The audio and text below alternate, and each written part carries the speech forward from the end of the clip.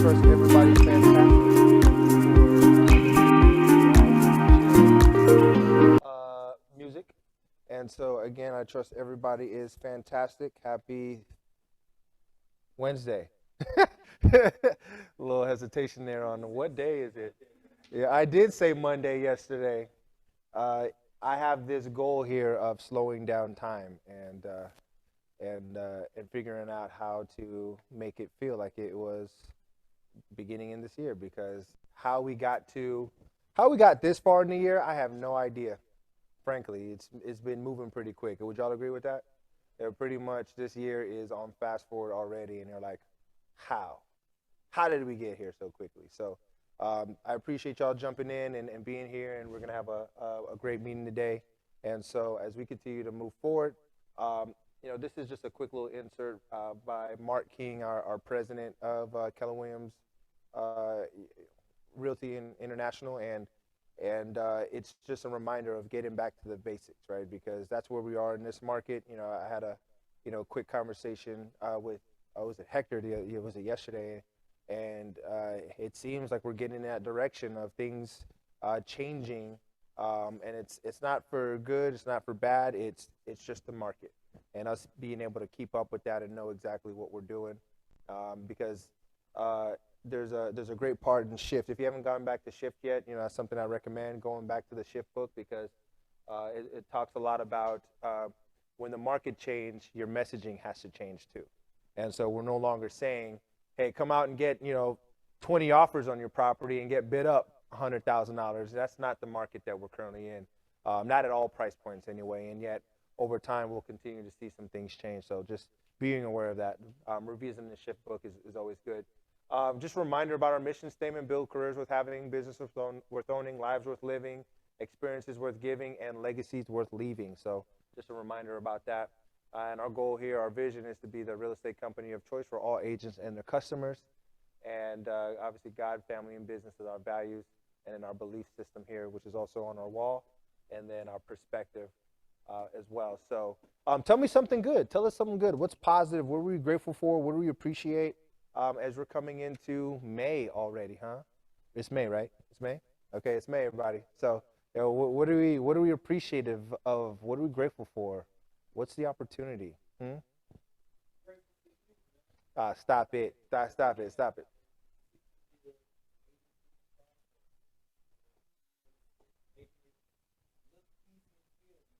I appreciate that. Well, it's not easy, and it doesn't look easy at all, right? Well, you see, yeah. Well, how to do that, right? I'm telling you, because by the end of the day, you see me in the morning. By the end of the day, I don't look the same. Right? I do not look. Anybody else feel that way? You start and you're like, you're good. It's like you look 10 years younger in the morning than you did at the end of the day. Every day. Yeah, we're all experiencing that. So, and I appreciate that. And so, Kyle, congratulations. His first listing going live today. Yeah. Yeah, and utilizing our in-house escrow team, Debbie. All right, so let's give her a round of applause. So, Debbie, you want to share a little bit about who in the world you are, what you do, and why you do what you do? By the way, and just bucket filled to our very own Debbie with Tri-Valley, awesome escrow team, and thank you for everything that you bring up here. Well, hello. I'm Debbie from Tri-Valley Escrow, in-house escrow for Keller Williams. I kind of expected to speak at the end, but I just wanted to bring it up that we do still have the photography program going on. You can go to markitkw.com and you'll fill out the questionnaire, answer whatever information you can provide.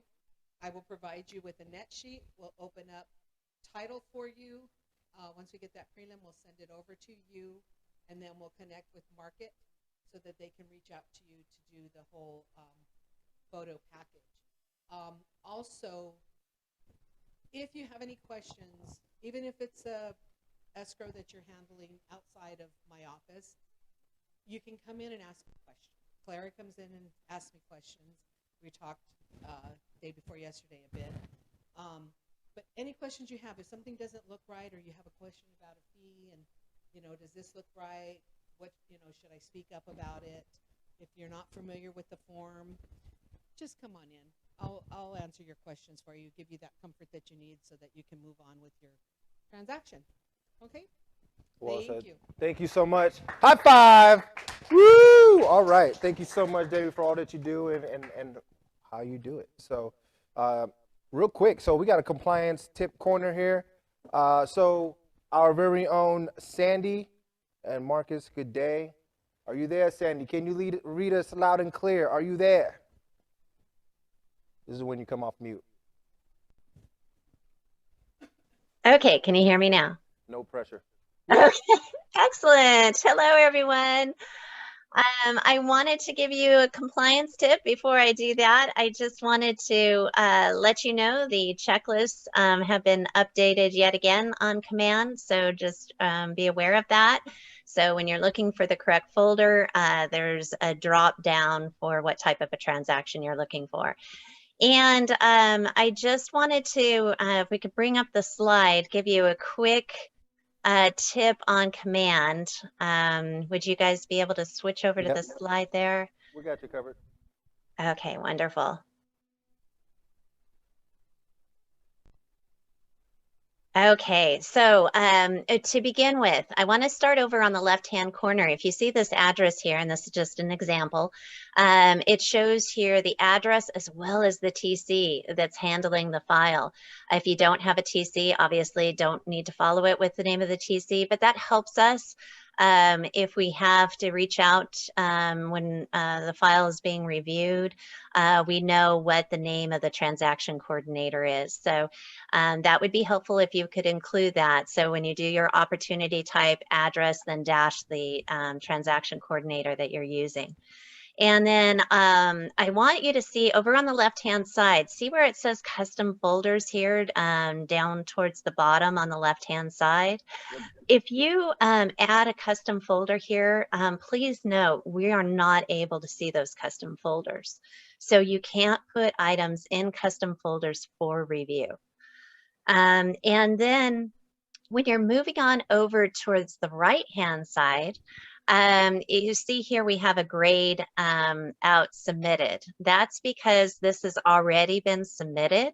So if you, in fact, have an additional document that you're adding after a file has been submitted, you can go ahead and do so, and it will just be in the queue for the file reviewer.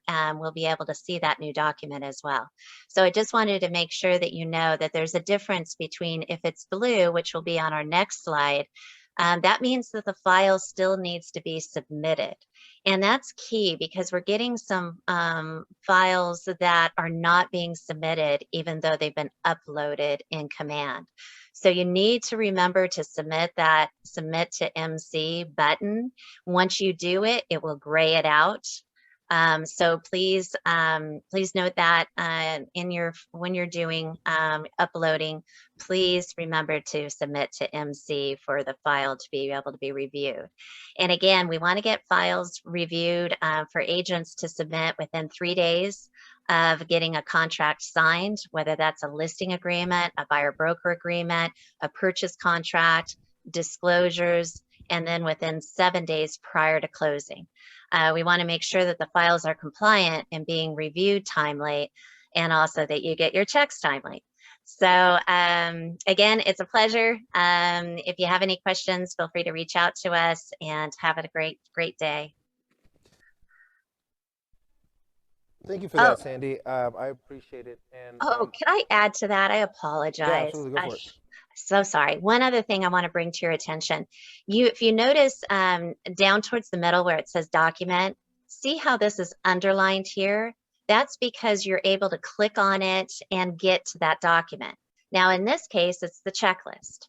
But sometimes when you go down and scroll down further, we'll have some new forms that we've created.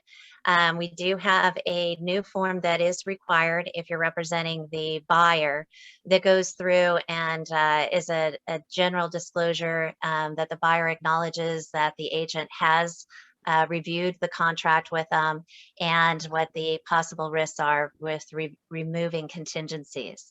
So when we have a document that is in command, such as that form or the checklist or any other forms that we have that you would not be able to get through zip forms, we have it uploaded into command. And you can tell that because the actual document is underlined, which means that you can click on it and get the actual document. So that was it. So again, make it a great day. Thank you. Thank you so much, Sandy. And real quick, just you already touched on it. I just want to underline that is for those of you who have transaction coordinators, TCs, a lot of times as your files are being updated, maybe compliance comes back and says, hey, you missed this or this hasn't been signed or checked. They may not be able to see those updates. So if you get those notifications in command into your email, forward that to them so that way they can know.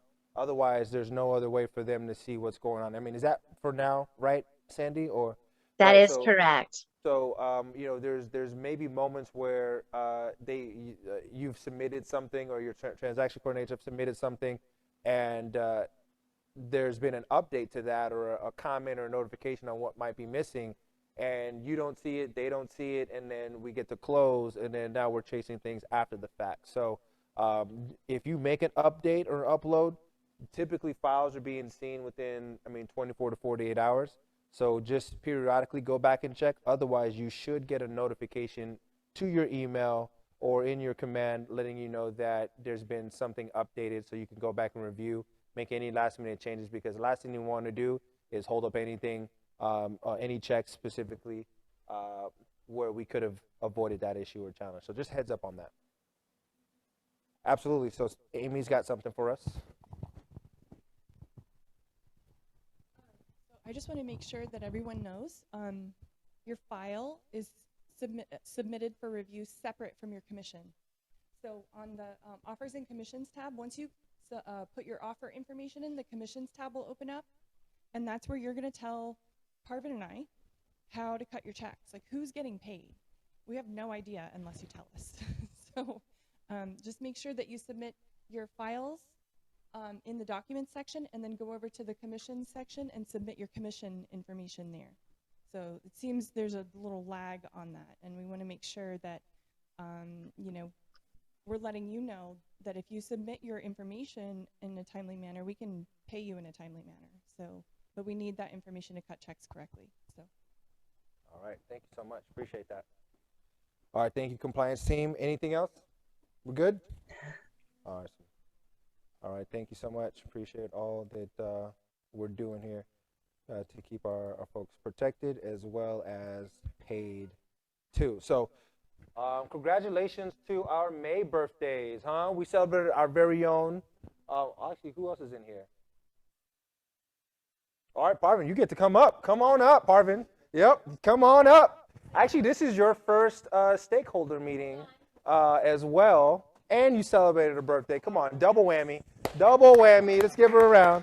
Congratulations. So, Parvin, introduce yourself. We've been referring to you. We may have sent some emails out, some posts. Like, who in the world are you? What are you doing here? Yeah, there we go.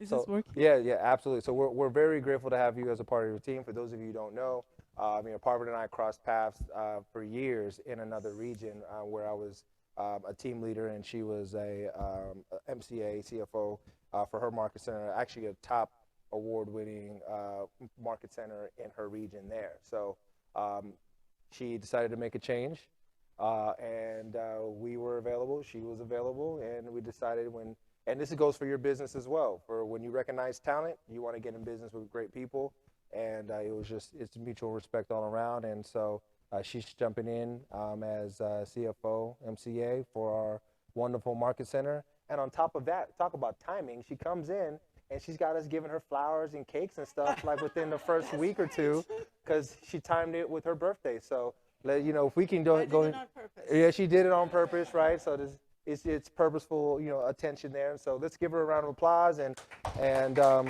let's wish her a birthday, a happy birthday on the count of three. Thank you so much. 1, 2, 3. Happy birthday. And if any one of you to stop by her office and want to just sing her a song, happy birthday song, individually, feel free to do that.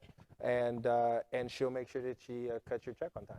And she likes coffee, cheesecake, and all these other great things. So yeah, all of that. So let's make sure that we take care of our great people. And you didn't mention wine. Okay, wine too. I wasn't gonna go there. You did. Chardonnay. Chardonnay. There we go. All right. So now you know. Yeah, Awesome. honestly, Brian is the main reason I'm here.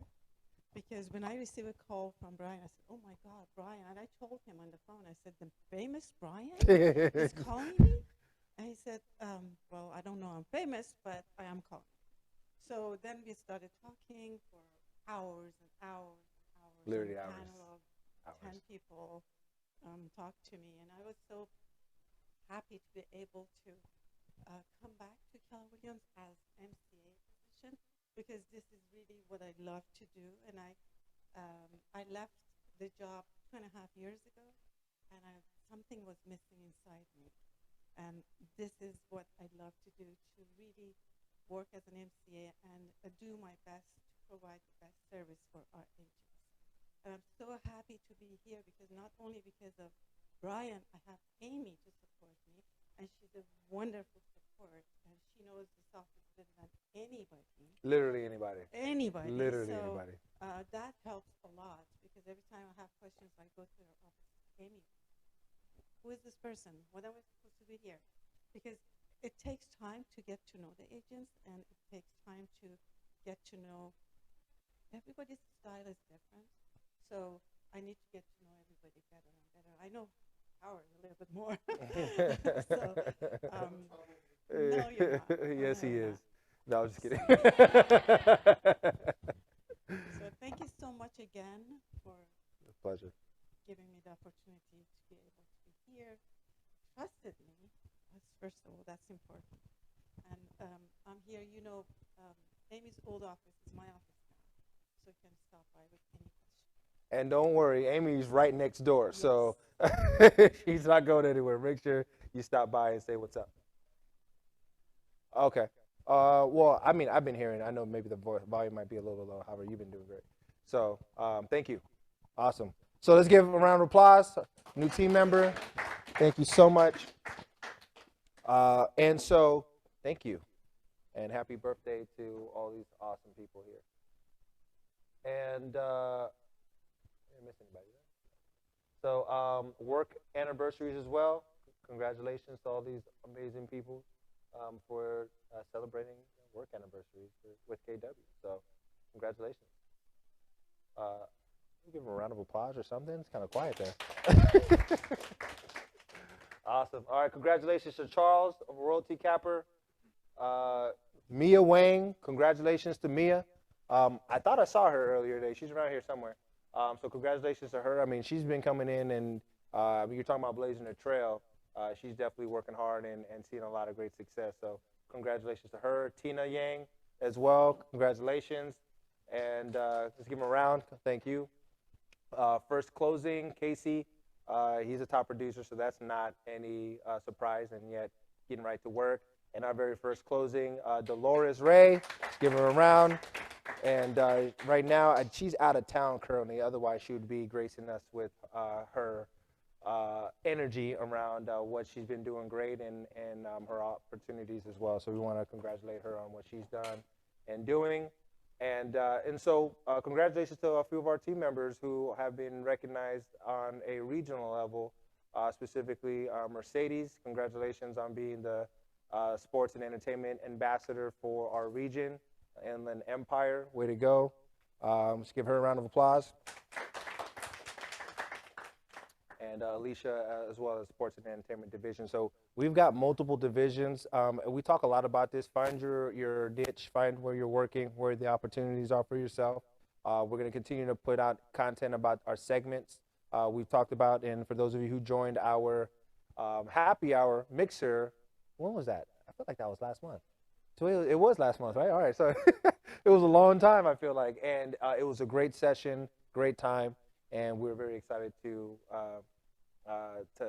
hang out with everyone. And so, Mercedes, anything you want to share about sports and entertainment? Going, and gone. All right, so we're gonna keep going. So she probably got her hands full. I know she does have her hands full currently. So upcoming training. Here's some updates on what we've got going on. So we've got a busy month. May 13th. You've got a few. So we have Ignite. Is Ignite starting up again? Is it brand? Yeah, it's starting up over again. So Ignite, we've got that. So that's another great session. Some of the big main events that I'll tell you is Shift. We're doing a one-day shift course. When the market changes, what do you do? That's going to be next week, Wednesday the 18th, 9 to 1. We'll have lunch as well. Be here. We're going to talk about market changes. We're going to talk about statistics. We're going to talk about best practices and what we can do to get ahead of the market. And so we'll actually have a guest speaker join us and jump in on that conversation as well, so you don't want to miss that. And then we also have some other main sessions here. Reminder of our stakeholder meeting on the 25th at 11:30 as well. Starting next month, we're going to have a monthly video day. And what that looks like is we're going to have a video crew that we've hired to be a part of our market center. And basically how we treat our headshot days is going to be how we treat our video days. So as an agent, you can get very high-end quality 4K videos, top-end editing, graphics, all the above, leverage or let's just say leverage by a market center for only $100. So for the cost for a headshot, you can get a high-quality 60-second video for your business and showcase anything that you want to talk about to your client. So whether it be top buyer practices, top seller practices, top menu, what's the state of the market updates. So imagine every single month you can have a new quality video and send out to your database about what's happening in the market. That's something that we're going to have here that you'll be able to utilize starting next month. So look out for a sign-up link for that, and you'll be able to participate on that and have that resource. So that's something we're excited about. Also, what's not on here yet is June 3rd. Save the date. We have we actually have a calendar for that. So this is our May 2022 calendar. And let me come back to that. Red Day. So we have Red Day tomorrow, the 12th, 4 to 6. More details on that, please, Amy? So our COO, Amy, let's give her a round of applause, please. Yep, so for Red Day, for those of you who are new, Red Day is something that Keller Williams does. It's a day of giving back to our respective communities all across the world. So what we've chosen for our project this year is to partner with Food for Life Ministry. They're a local food bank over in Chino, and we're collecting, as you can see out at the front in the lobby, I'm sure you've all seen it, we're collecting food and other items that are needed to help those who need help right now. So we want to stock them up as best as we can. And the beautiful thing about this is it's an opportunity for you to connect with the people in your farms and in your communities. So we provided a flyer for you to go out and door knock or however you want to go about that and collect food from the community, and just, we're partnering with them to help the people in our area who need the help. So we're at 3:30, we're going to head over to Food for Life and drop off all of the donations. And then from 4 till 6, 10 of us can stay and help at the food bank. So if you're willing to, you're welcome to. I will be staying for sure. They just have limited availability, which is a good problem to have, right? They have so many volunteers. So, but it's just a way that we're giving back. So I hope that you'll all participate. Please wear your Red Day shirts. If you don't have a Red Day shirt, wear a red shirt or a KW shirt, something like that. And we'll meet up here, at 3:30. So it says Friday the 12th. It's actually Thursday the 12th, Thursday. so tomorrow, Yeah. 3:30. And will we be able to send one more email out Yeah. about that? Yeah, we will. And We'll send just so another. that way we have those details and make sure that for those that are, I'm going to be participating, they know when to show up, how to show up, and when to drop the items off Yep. for donation. Awesome. Yeah. This is something we can keep ongoing throughout the year too, you know? So just a thought. Awesome. Thank you so much. I appreciate it. And so we talked about the headshot day. So that's an example. We'll also have that for the video. So look out for a flyer and content for that. So for those of you who don't have your headshots yet or looking for new headshots, May 17th, we'll have that headshot day, video day. We'll start every single month in the month of June. So heads up on that. And then this is our shift flyer. So for what we're looking at for the conversation. So it's literally designed to help you thrive in any market. So we're going to talk strategy, we're going to talk market updates, etc. As far as update, we've got Memorial Day coming up May 3rd, so our office will be closed. So stay tuned on that. So in observance of Memorial Day. And then we have a roundtable coming up. So this is our roundtable with some of our awesome lender partners, United American Mortgage, and we're gonna also have an economist there, real estate economist, to give us an update on what's going on with the marketplace and understand. For those of you who were here, was anyone here when Stephen Thomas shared in January about the state of the market and any updates there? Yeah, so if you guys haven't or weren't there, the state of the market update will be there too.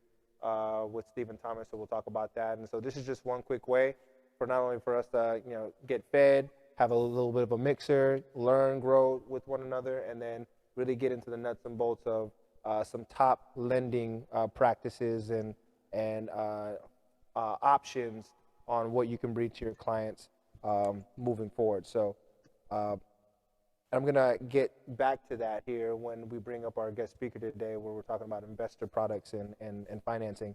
So we also have on June 23rd, we're talking about passive income, right? We're talking about real estate investing and creating that wealth by design with our millionaire real estate investor, Jake Ginger. Awesome guy, multi-office owner and a top 100 agent team owner. In the country, as well as a just all-around great instructor and great guy, great father, great person, period. So you don't want to miss that. We're going to send out some RSVP links for that, so just stay tuned. Save the date, the 23rd, 9/2/3 as well. So look out for that. Hey, Nick, quick commercial update?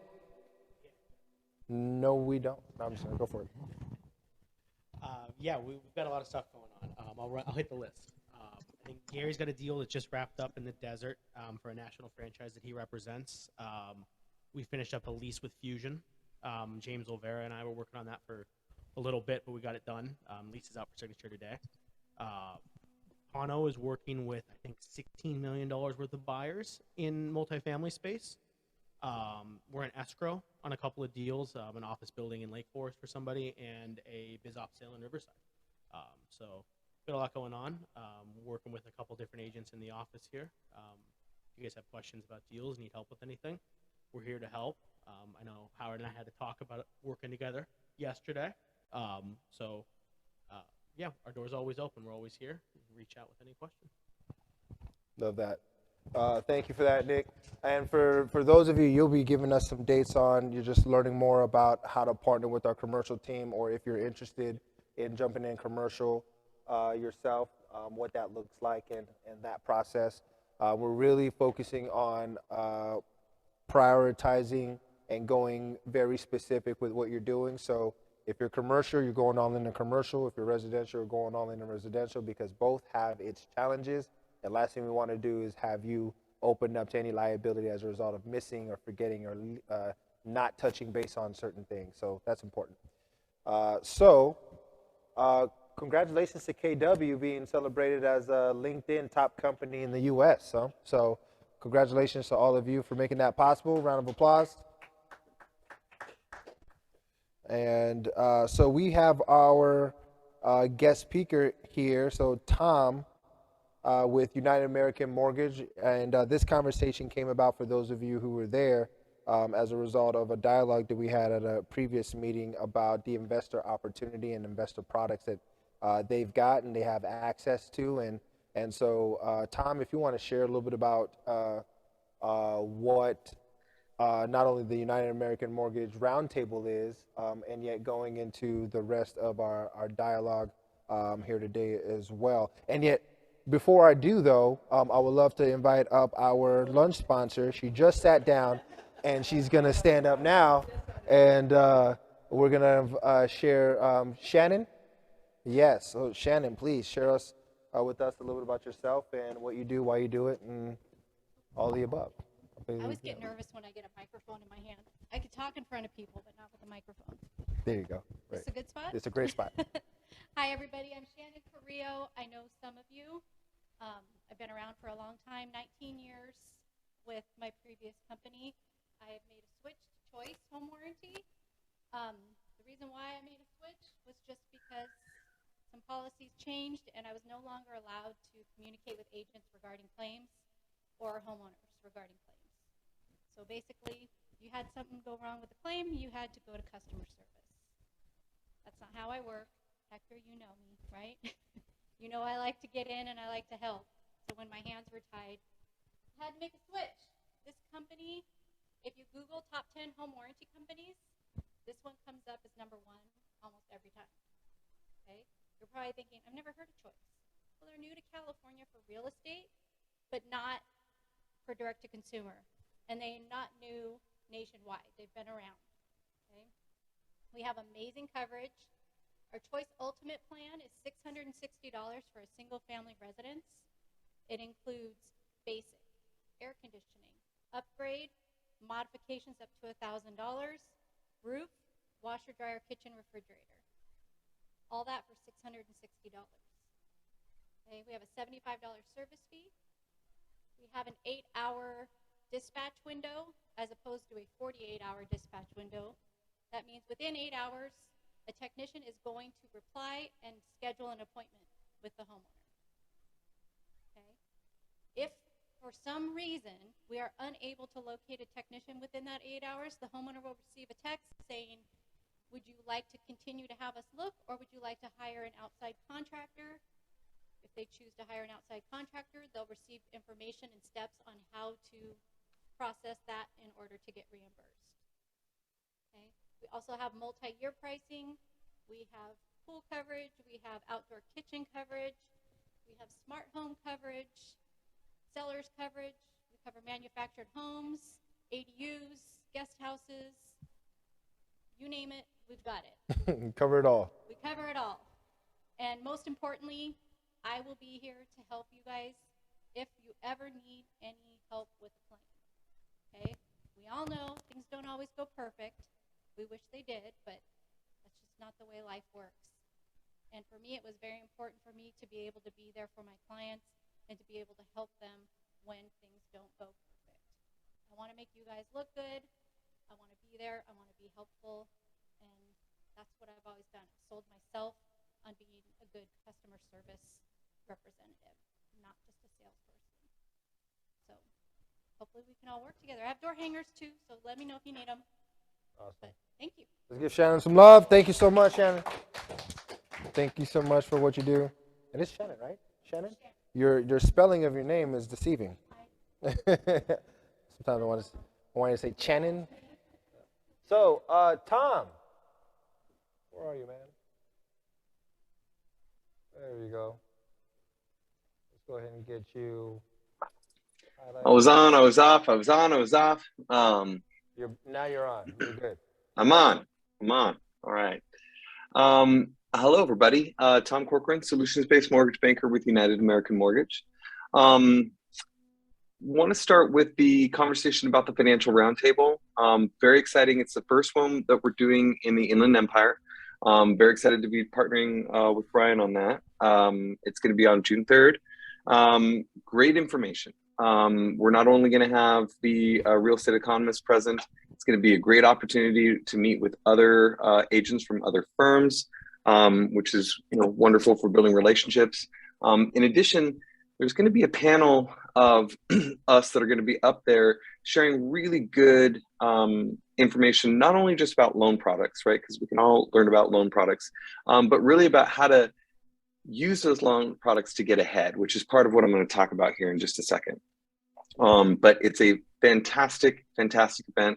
We've been doing them in Orange County for many, many, many, many years. We started doing them in LA a couple years ago, and now we're very excited to be bringing them here to the Inland Empire. So I hope to see everybody there. The training deck that I normally have, for whatever reason, I couldn't access it today. It was corrupt. So I'm going to follow up with that because it's really important information for you guys to have as a takeaway. But today what I want to talk about is investor loans. This is probably my most popular product and what is filling up my pipeline the most. For a long period of time, last couple of years, there were a lot of investors, so people who would normally invest in non-owner occupied real estate, whether it's commercial, multifamily, single family residences, whatever they're doing, sat on the sidelines. And we're just sort of sitting on these mountains of cash hanging out. Now, all of a sudden, things have calmed down a little bit. And I know that Brian had referenced that, the market is changing and it's no longer what it was. And so I'm so happy to hear that he's having that event to talk about, how to shift now to get ahead. So these investors are starting to come into the market. Now, I am licensed and do business in 9 different states. So where I'm seeing a lot of this happening right now is in the desert, because I'm not sure if everybody knows what's happening out there, but you've got Disney that's building its master plan community, and they're buying up a tremendous amount of land, and they're going to build a version of Celebration out there, similar to their master plan community in Florida. They've also got a massive water park going in there. And the festivals are growing like crazy, right? So, you've got like Stagecoach, and you've got the other one that I can never remember, but Coachella, everybody knows what I'm talking about. When I first went to Coachella, like the first year it ever happened, it was this big, right? Now it's like this big, and it's like multiple weekends and multiple days, and it's nuts. And it's just crazy to see what it's turned into. So there's a lot of wonderful, wonderful things going on out there. And so I'm doing a lot of these products there, in addition to other places where you see a lot of short-term rentals, which we're going to talk about here in just a few minutes. But they're also good for any type of property that you want to buy. I mean, with rents, what they are, it's just an amazing opportunity for our investor clients. But what happens is that there's a lot of situations where these investors tend to be more savvy. And so they're a bit more creative on their tax returns, right? And I'm sure everybody here has heard a lender say before, you've got 2 choices, right? You're either going to pay taxes and you're going to be qualified for what we would consider A-paper financing. So it's like the best rate at the best bank that's available. And it's great, but you're going to get thrown through, all of the hoops. It's 3 years worth of tax returns. You've got maximum debt to income ratios. You've got, credit requirements, all kinds of stuff, reserves, et cetera, et cetera. Well, most of my investor clients are a bit more savvy than that, right? So they get a little bit more creative on their tax returns, and so they're not necessarily qualified for traditional A-paper financing. Specifically when it comes to investment properties, because those are even harder to qualify for than your regular owner-occupied or second home. So I'm hoping, and I'm sure a lot of people on this call, or at least a handful of you, have heard about something called a non-QM mortgage, right? This is a big thing. United American has been doing them for years, but they became very, very popular in the last couple of years. And so when before we only had 1 or 2 lenders that did them, post-mortgage reform, right? Now you've got 50, right? And these product sets just keep getting bigger and bigger. And they're now packaging these loans up and selling them in the secondary market. I mean, that's how popular they've become. So a non-QM loan basically means a non-qualified mortgage loan. So what that means is that that's actually a regulation description, right? So if it's a qualified mortgage, it means that it must adhere to certain processes, timing requirements. It must have all of the little nuances that I was telling you about when you qualify for A-paper financing, maximum debt to income ratios, it's standardized requirements for documenting income, et cetera. But with a non-qualified mortgage loan, right, essentially what it is it's not demonstrating an ability to repay in the most traditional sense, right? So we figure out different ways to demonstrate an ability to repay. And you're going to hear me say that a lot in the next few minutes here, is demonstrating an ability to repay, because that is the minimum requirement for bank regulation and the CFPB. Is we must demonstrate an ability, the borrower's ability to repay the loan to which they're borrowing. Now that is the difference between asset-based lending and income lending, right? So you don't really do asset-based lending anymore because we have to demonstrate an ability for you to repay. So we can get creative with that. And there's lots and lots of things, and all of this will be on the deck. I'm so sorry I couldn't get that thing to work today. It's frustrating, but all of this will be in the deck and it's all broken out beautifully. But I just want to cover a lot of the highlights for you right now. So there's a lot of different ways that we can demonstrate a borrower's ability to repay. We can do a P&L, right? So all we do is we have the borrowers, because a lot of these savvy borrowers, investors are self-employed. So we're going to have their CPA prepare a year-to-date P&L, right? They're going to sign and date it, and we'll accept that as their income, right? That's one option. We can also do something called a streamlined document, right? So maybe we don't want to show them the tax returns, right? Because it's just not going to qualify. That would be considered full doc. But maybe I can show them 3 years worth of 1099s, right? From the same sources. And we'll average those up, total them up, and there you go. That would be considered streamlined documentation. I'm sure everybody's heard about bank statement loans. Those come in 3-month, 6-month, 12-month, 24-month options. And what we do there, and specific to this for investors, is let's say you want to qualify using your bank statements. So we're going to take 12 months worth of your business bank statements. We're going to add up all of the deposits, but all of these products have something called an expense ratio. Now, if you don't have a brick and mortar location and a bunch of employees, the minimum expense ratio is 20%. If you do have employees and a brick and mortar and things like that, then we're going to have their tax preparer tell us what their expense ratio is, right? So let's just say they meet the requirement to have the minimum expense ratio. What we would do is we would take all the deposits for the last 12 months, add them all up, take 80% of that and divide by 12. There's your income. Simple as that. Coupled with, we have to document that they are in fact self-employed.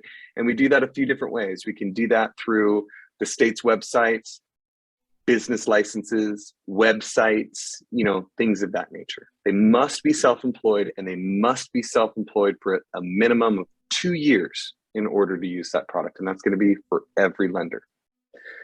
Now, you heard me say that these come in 24-month, 12-month, 6-month, 3-month options. The standard in our industry is that the higher the risk, the higher the rate. So rate dictates risk. So it follows that it's going to be higher risk to review 3 months worth of bank statements and use that than it would be in 24 months worth of bank statements. So we're going to see that reflected in 2 places: the interest rate and the cost associated with that interest rate. So that would be a bank statement. You can also do it with personal bank statements. I've done it with multiple bank statements. I've done these things in so many different ways and shapes and forms. Another popular program, so we've done P&L, we've done bank statements, we've done streamlined documentation. Another very popular program right now is something called the DSCR. And this is probably what we are selling the most of right now, or at least I am with my investors. The beauty part about this particular product is that what DSCR stands for is debt service coverage ratio. And what that translates to, for your purposes, is that if the existing rents on the subject property, whether it's a single family with ADU or a 2 or 3 or 4 unit, we go up to 4 units on these. If the existing rents, or if it's a vacant property, the rents determined, the market rent determined by the appraiser when they appraise the property, so the rent survey, cover the interest, tax, and insurance expense, the loan is approved. Needs to be a minimum of a 1-to-1 ratio, right? So if the interest, tax, and insurance expense equals to 100% of the existing rents or the rents identified on the rent survey, loan's approved. It's all we look So at. wait, Tom, That's right it. there. Hold on. You said interest, tax, and insurance. That's it. Not even principal. I love those ears of yours, Brian, because I was just about to put in my little footnote. um, that is very true, and I'm glad Brian heard that. We only look at the interest, tax, and insurance expense. We don't look at the principal because 99% of the time, 99% of the time, most people select the interest-only option on the loan product because these rates are higher than your regular A-paper rates, and they're buying an investment property, so they want a cash flow. They don't care about paying down the principal. They're riding the market for a myriad of reasons. Either they want the tax benefit, they're going to buy and hold long term. They want to bring in some revenue off the rent every month, so they want to keep their carrying costs very, very low, right? So I just want to go over this product one more time because it's so popular and it's such an amazing tool. As long as the existing rents, I hate repeating myself, but it's so important. As long as the existing rents are the rents identified on the rent survey, so 100% of them, we don't hit them with a 75% expense ratio like you would see on a regular loan, right? 100% you get counted. Cover the interest, tax, and insurance expense, loans approved. Now, in addition, right, we are going to review a credit report every single time. Main reason is because the credit score, right, is what determines your qualification the most. We have to have some sort of a benchmark, right? And these products, the bank statements, the streamlined documentation, the DSCRs, another one I'm about to go over in a second, these products are heavily, driven very heavily by the credit scores. You got minimum credit score requirements. 680 is the standard. You really start to get a good bang for your buck and access when you're at 740 and above. Now, the other thing that we're required to do is we're required to document the borrower's schedule of real estate. So a lot of these people own real estate, either a primary residence or other investment properties. We have to document it. Now, we don't factor any of that into debt to income ratios or anything of that because this product doesn't have a debt to income ratio. It has a debt service coverage ratio, which is determined separately the way I just described. But we still have to document the rest of their real estate because we have to demonstrate that they have a history of paying and a history of paying on time. It's just one of the basic requirements. Now, there are reserve requirements sometimes depending on how many properties they own, but not as aggressive as you would see on more traditional products. In addition, there are other basic minimum requirements, like you can't be a first-time home buyer. You have to have owned real estate in the last 3 years, right? So you don't have to own it at the time, but we have to be able to document that within the last 3 years, you have either owned a primary residence or an investment property or a second home, some piece of real estate somewhere within the United States.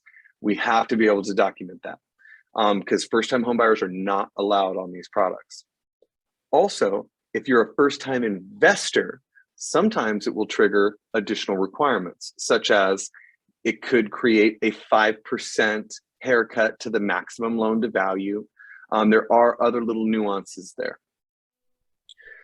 Another thing that pops up on these that we get very strict about, right, is at the moment, and this is about to change here in the next few weeks, but right now, you cannot use short-term rents to qualify. It must be annual rents, which can get a little sticky sometimes, right? Because the value of some of these properties that people are buying, it's based off the short-term rentals.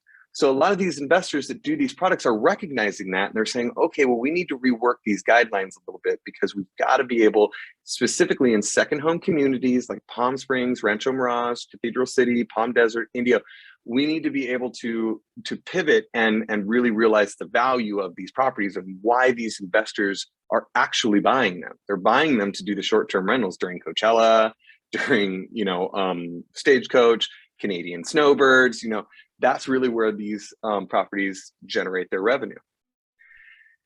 One of the things I forgot to mention at the beginning of this, because fortunately I don't have my slides, is that these are business purpose loans, right? So when you're using these products to buy, whether it's the bank statement or the streamlined loan document or the DSCRs, or the last one I'm going to cover here in just a minute, which is the no ratio, is that these are business purpose loans. The benefit there is that they still must conform to TRID. So I'm sure everybody on this transaction who's done on this call who's done a transaction that involved a mortgage loan knows that you have to issue the initial LE, you have to do the initial closing disclosure, you've got the 3-day waiting period before you can sign, et cetera, ad infinitum, ad nauseum. Drives us all crazy. But with these, you still have to conform to those. But what's different about these is because it's a business purpose loan, right? A lot more flexibility when it comes to structure, right? So I'll give you an example. Now I have to give everybody on this the commercial. Brian understands why. I am not a CPA or a licensed tax preparer. So I'm only going to share a personal experience and what a lot of my clients are doing right now and what they've shared with me. So you can close these loans in LLCs.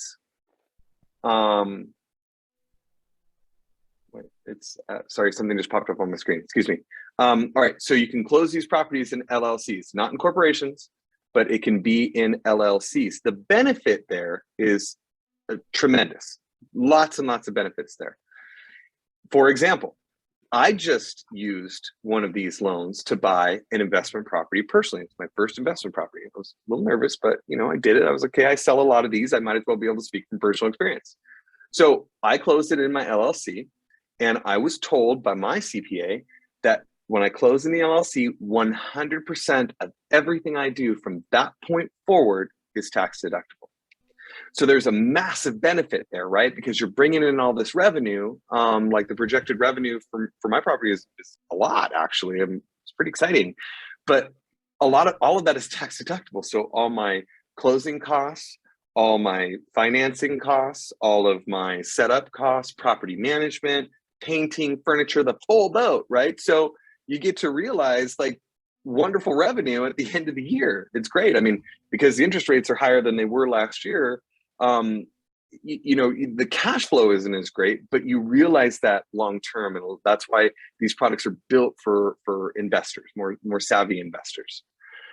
That's one of the benefits of it being a business purpose loan. However, one of the downfalls of it being a business purpose loan is these loans have prepayment penalties, which those of us who have been in the industry a long time, pre-mortgage reform, we remember what prepayment penalties were. Now, during mortgage reform, after the mortgage meltdown, right, this was one of the things when they reorganized our industry and redid all the regulations. Payment penalties are a no-go. You can't have them on owner-occupied properties. If it's a primary residence or a second home, can't do it. You can do it on investment properties, and they absolutely do them on these business purpose loans. So that's something that a lot of people, are a little surprised by. But every non-QM loan, no matter how you do it, whether it's the bank statement loan or the DSCR loan or whatever it is, all of these investors are charging prepayment penalties, right? And those prepayment penalties come in 1, 2, 3, 4, and 5-year prepayment penalties. Obviously, the longer the prepayment penalty, the better the interest rate and the lower the origination costs. However, most of these prepayment penalties work the same way. You don't have to pay 5 years worth of interest. If I closed my loan last month, if I decide to pay that loan off next month, I took a 3-year prepay, I think, or a 5-year. I don't have to pay all that interest. I only have to pay 6 months worth of interest, which again is a tax deductible expense. So a lot of wonderful benefits here from a tax perspective, a qualification perspective, a flexibility perspective. These products are awesome, and they're wonderful, wonderful tools. Now, something that comes up a lot because these are so easy to use and they sound like such great products, because they are. If somebody's struggling to qualify in a traditional way to buy a home that they intend to occupy, sometimes they think, oh, well, I'll just use one of these business purpose loans. That's a no-go. Occupancy is 100% important here. These products, right? I mean, I do have some of these products apply, like the bank statement loan or the streamlined documentation loan. I can make those work for owner occupied. But when we're talking about like the P&L loan or the DSCR loan that I was just telling you guys about, these are 100% investment property only. And they go so far as to sign an occupancy affidavit with the rest of the loan documents that states, neither yourself nor any member of your family will ever occupy that property, either as a primary residence or a second home. So there's a lot of bumper guards on these, which brings me to my next point. Those of you who have been around a long time, right, remember what it was like pre-mortgage reform, right, when it was the absolute Wild West and we had all those crazy products, you know, option arms with world savings that had negative amortization features, 110% financing on a home equity line of credit, 100% financing on stated income. Those things don't exist anymore, right? A lot of people say that these are stated income loans. No, because we document your ability to repay. There I am saying that again. The bumper guards here are still on, right? And you have to demonstrate an ability to repay. On these investor products, the minimum down payment is 20%. Now, again, because risk dictates rate, the lower amount of money that you put down, the higher the rate and the origination charges, right? So you get the most bang for your buck on these products when you're at 70% or below, but you can still put 20% down and the math still works. The interest rates traditionally on a non-qualified mortgage loan are 2 percentage points on average, this is an average, right, above what you would see your regular 30-year fixed mortgage. So if the regular 30-year fixed mortgage is 4.5%, you can count on probably 6.5% for your non-qualified mortgage loan. Now, a lot of caveats and nuances there, right? Because loan to value versus product type versus credit score versus all those things all factor in.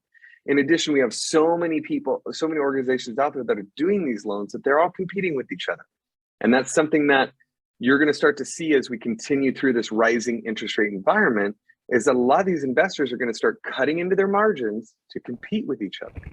Loan Depot was doing that for most of this year. Now Loan Depot just laid off hundreds of people yesterday, right? Because they're just, their first quarter earnings were not great.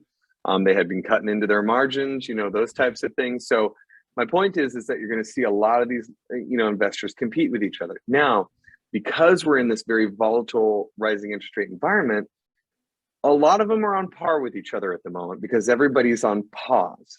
And I'd like to dig into that real quick. I know I'm running out of time here, but I want to dig into that just real quick because I mentioned earlier at the beginning that these loans are securitized. They're packaged up and sold, just like every other type of mortgage loan that you see, right? They package them up into these securities and they sell them off in the secondary market.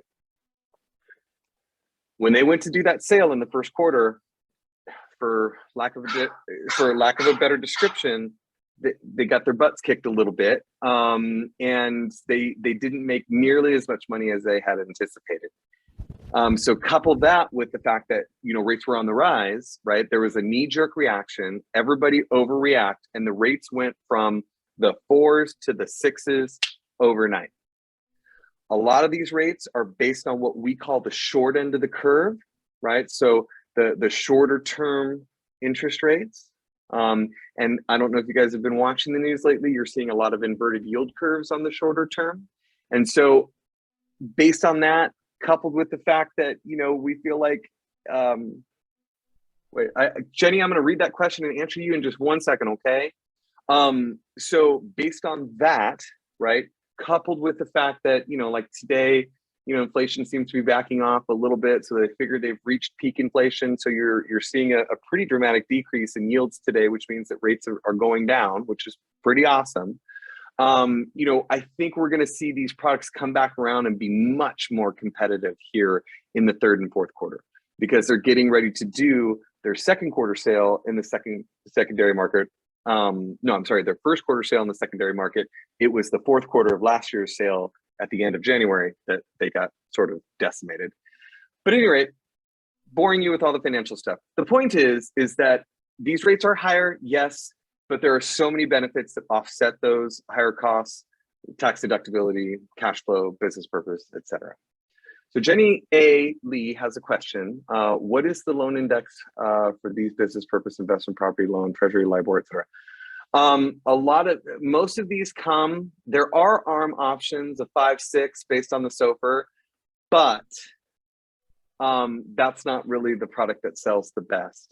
The most popular product for these are either the 30-year or the 40-year fixed rate mortgage interest only. And yes, I did say 40 years. Let's start with the 30 years.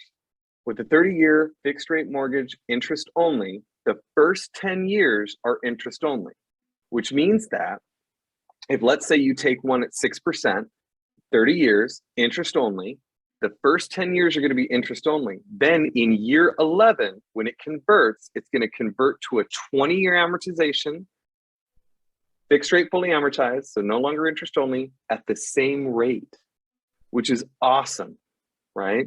And I shared some information with Brian about the average interest rate for the last 40 years, which I don't have the chart up in front of me, but I believe that the average 30-year fixed rate mortgage for the last 40 years was 7.73%.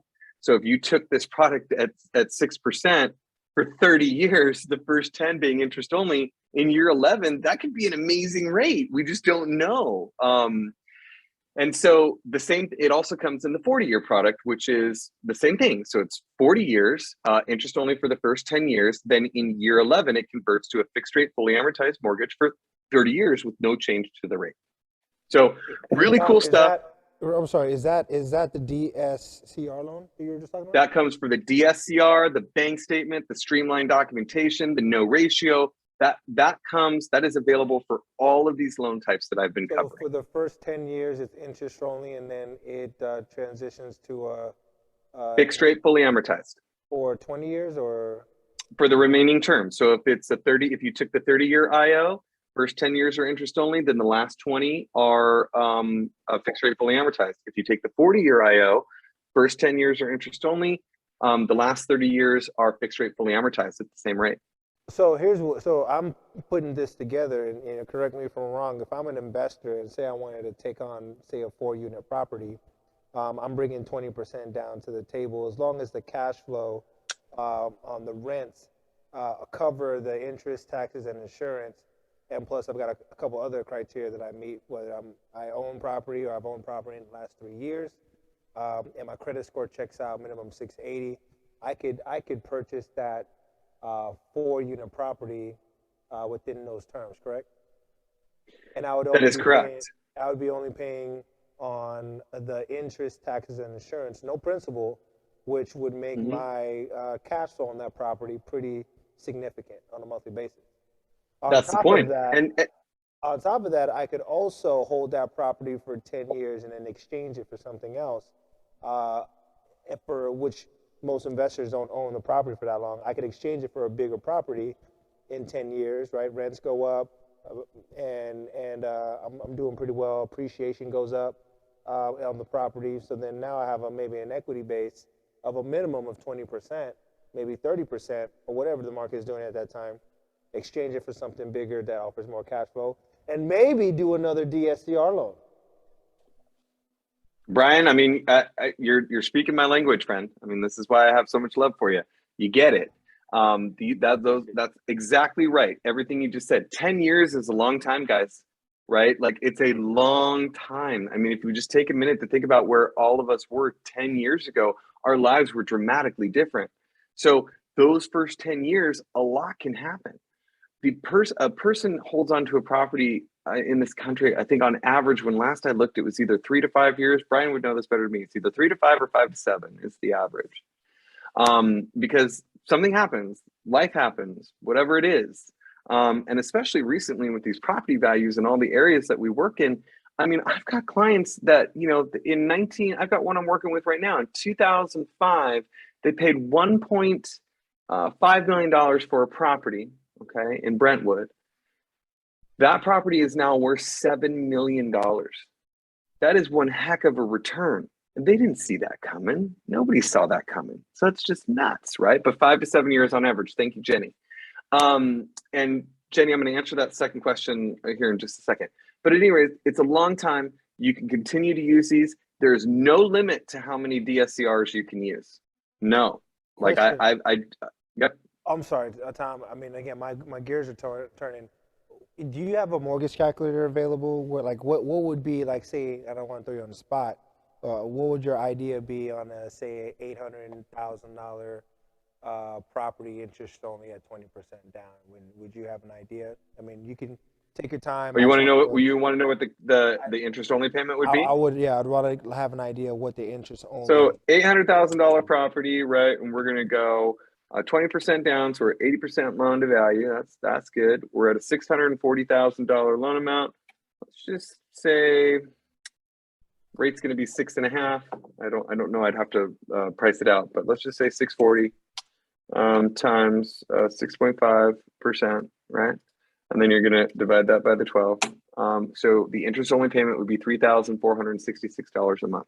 All right, so we have that $3,466 per month. What I was looking at a 4-unit property in San Bernardino. That rent, based off of conservatively what that would have looked like, at $1,300 per every 2-bedroom, 1-bath is what so it was a 4-unit, it was a 2-bedroom, 1-bath makeup. That would have come out to $1,300 per unit, right? Roughly. San Bernardino. Anybody who's working that area and rents, you check me on that number. Let me know if I'm realistic or not. $1,300 times 12 times 4. That'd be $5,200. Right, and so minus my Your what? interest only $3,400. $3,466. So I would be Leaves cash you- flowing on that property. Yep. Come on, Tom. What do we have? I'm working on it. Minus 3,466, 1,734. But now you got to factor in your taxes and your insurance, and if you have a property manager, right? So let's just assume on that $800,000 purchase that Brian wants, we've got a 1.25% tax rate with no Melrose or no nonsense. That's $10,000 a year. Let's say he's a guy that likes to overinsure, and his insurance is going to cost him because he wants rent loss coverage and all that jazz. Somebody converts the house or destroys it or whatever. Let's just say his insurance premium is $1,800 a year, right? We're going to divide that by 12, and that's $983 a month. We're going to add that to 3,466, which is our interest only payment, which is 4,449 per month. We're going to back out our 5,200. You're going to be cash flowing $750 a month just this year. That doesn't count your absolute rental increases that we all know are going to be coming and continuing to come for the next couple of years. And that's assuming that you're going to buy and hold and do long-term rents. I've got clients that are closing on these loans right now, Brian. They're generating, I got one client that booked $100,000 in rental income in 1 month. 1 month. 100 grand. So that's short-term rental income, right? Now that's a property in Destin, Florida, right on the water, right? But I mean, you get it, right? Like there's a lot of flexibility and opportunity with these types of loans. And then you add So that I have, like I said, go ahead. for what, 10 years, then I mean, again, before you refi or exchange it for a bigger property or same, like for like. I mean, there's a ton of upside. By the way, I mean, just the way that I shared that, the way that Tom broke that down, I mean, could you have the same conversation with anybody in your database, SOI? Because there's a lot of people right now who've got a ton of equity on their properties, and they don't know what in the world to do with it. 401ks have been good, IRAs, investment accounts. Brian, I'm gonna jump in on that right there. If they don't know what to do with it, then you and I will help them figure that out, right? Exactly. So Exactly. that we have options for that. Right. But Brian's absolutely right. The purpose of this is that you guys are not mortgage lenders, right? Like that's my job, right? And whoever your preferred mortgage person is. I'm giving you this information because these are important tools for you to have when you're out having conversations, because everybody on this call knows, as business development officers, we pick up business everywhere, on the golf course, at the gym, at the bar, at a restaurant, at our child's daycare.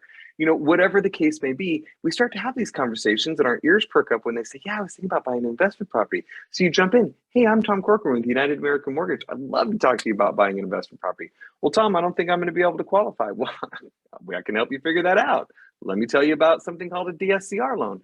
The conversation can be that easy and simple if you have this type of information. So I'm very grateful that you invited me to do this today, Brian. Like I said, I have a beautiful training deck that I just don't have at my fingertips at the moment, but I'm going to get that out to you just like I did with the interest rate thing that I gave you the other day. And I want this to get out to people. It's very basic information. It's bullet pointed. It tells you the absolutes. But before I go, because I know we're coming short on time, Jenny had another question in the chat box, and this was something that I did cover before, but I just want to make this very clear to everyone because we get stuck in the mud on this a lot. The question is there a requirement for the investor / borrower to have an investment property experience? The answer to that question is no and yes. So I want to break this down again. You cannot be a first-time home buyer and use a DSCR. You can't do it. We have to document that you have owned real estate in the past, right? So whether it was a primary residence, a second home, an investment property, anywhere here in the continental US, okay? And it has to be within 3 years. That will meet that requirement.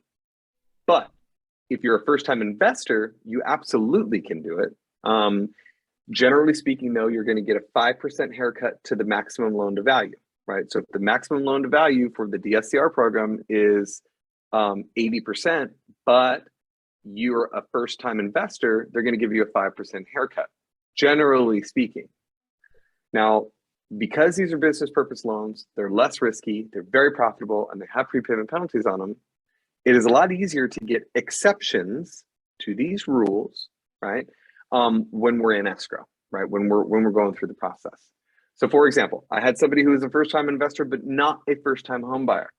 She did not get hit with a 5% haircut for 2 reasons. Remember I said on the DSCR loan that you have to have a minimum of a 1-to-1 ratio. Her ratio was actually 1.25, right? So that was what we call a compensating factor. In addition, she had a tremendous amount of reserves and her credit score was like 60 points over the maximum. So with those 3 compensating factors, we were able to still offer her a 20% down DSCR being a first-time investor. So everything is open to negotiation. There are some absolutes, which are, you can't get an exception on a first-time home buyer using a DSCR, period, end of story. That's one absolute, and there are many others, but that is 100% an absolute. So thank you, Jenny. So Brian, thank you very much for having me. I appreciate it. I will get my training deck out to you as soon as I have access to it so you can disseminate it across the office. I want people to have this information, very basic information, bullet points. And of course, myself and everybody at United American has access to these products, and we're always available to jump on and chat with you about it at any time. So thank you very much, friend. Thank you for all you do, Tom. Give him a round. Appreciate you. Great. You got a standing ovation in here. Oh, not quite standing. You got an ovation though. Great job, Tom. Thank you for that. And these are the kind of products that, and we just went into the tip of the iceberg. There's so many more that they have access to, and they'll give you some insight on that come the financial roundtable event on the 3rd of June. So. Thank you for that. Thank you for what you do, Tom, and bringing it for our people. And so we are looking forward to our next month's stakeholder meeting. Oh, no, actually we have one more later on this month. So, so we have another update. Look out for the different events we've got going on, and we look forward to our next meeting, everybody. So with that being said, yeah, please. Yeah, Amy, go for it. So you got a couple classes to plug. All good. So there are 2 classes coming up with Marcus and Sandy for compliance, like how to get paid and things like that. I'm teaching a class this month too, so jump in on that, and that way you know ahead of time what you need to do to get a commission check. Get your right? paid. So Marcus and Sandy, okay, so we've got May 16th. It's a Monday at 11:30. 5 top disclosure mistakes with Sandy. Would be a good one to get in on. And then on May 25th, that's a Wednesday at 1 p.m., command tips with Marcus, another good one. So be sure to tune into these. We are trying our best to help you guys, get paid quickly and utilize the system to leverage your business. And we just want to help you. So help us help you. All right, thank you. All right, everybody, have a great rest of your day. Be well. Take care. And we'll talk soon.